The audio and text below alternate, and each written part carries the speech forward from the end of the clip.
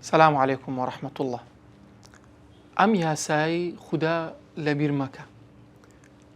ئەو خودایکەوە پێغەمبەر ئیبراهیمی ڕزگار کرد لە ئاگر، هەمان ئەو خودایە کە من و تۆ دەیپەرستین. ئەو خودایکەوە پێغەمبەر موسای ڕزگار کرد لە فیرعەون، و هەمان ئەو خودایەکەوە من و تۆ دەیپەرستین. ئەو خودایکەوە پێغەمبەر زەکەریا کەوا منداڵێکی پێبەخشی، هەمان ئەو خودایەکەوە من و تۆ دەیپەرستین. ئەو خودایەکەوە پێغەمبەر عیسای ڕزگار کرد لە بەنی ئیسرائیل، هەمان ئەو خودایەکە من و تۆ دەیپەرستین. ئەو خودایەکەوە بەهانای پێغەمبەر یونسی هات، هەمان ئەو خودایەکە من و تۆ دەیپەرستین. کەواتە ئێمە هەمومان خودایەکمان هەیە دەیپەرستین، بۆیە تەنها پشت بۆ خودایە بەستە، چونکە ئەو خودایە هەر ئەو توانای بەسەر هەموو شتێکدا هەیە. هەر ئەو خودایەکەوە یاساکان پەک دەخات بۆ ڕزگارکردنی عەبدەکانی خۆی. چۆن؟ ئەو خودایەکەوە فەرمانی کرد بە ئاگر کەوا پێغەمبەر ئیبراهیمی ڕزگار بکە، واتە کە خوای گەورە لە قورئانی پیرۆزە دەفەرمێت قولنا یا نار کونی بەردەن وسەلاما عەلی ئیبراهیم.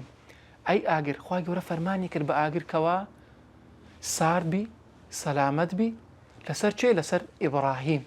واتە ئاگر کە یاسای ئاگرەوەی کەوا دەسوتێنێت، بەڵام خوای گەورە ئەم یاسایە ڕادەگرێت بۆ پێغەمبەرێک کەوا ئیبراهیمە، واتە ئاگر نایسوتێنی، ئاو دەخنکێنێت، بەڵام خوای گەورە ئەم یاسای ڕاگرکەوە ئاو پێغەمبەر موسا بخنکێنێت. کاتێکەوە فیرعەون و جێشەکەی بە دوایان کەوتن، فلما ترى الجمعان قال أصحاب موسى إنا لمدركون.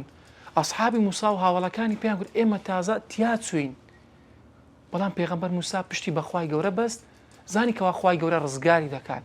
قال كلا إن معي ربي سيهدين.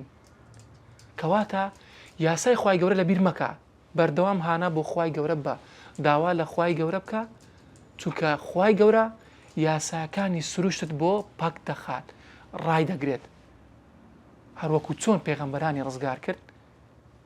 ئەلەیس الله بکاف عەبدە، تەنها پشت بە خوایەک بەستە، ئەو خوای گەورەت کافیە و بەسمانە کە پشت بە خوای گەورە بەستین.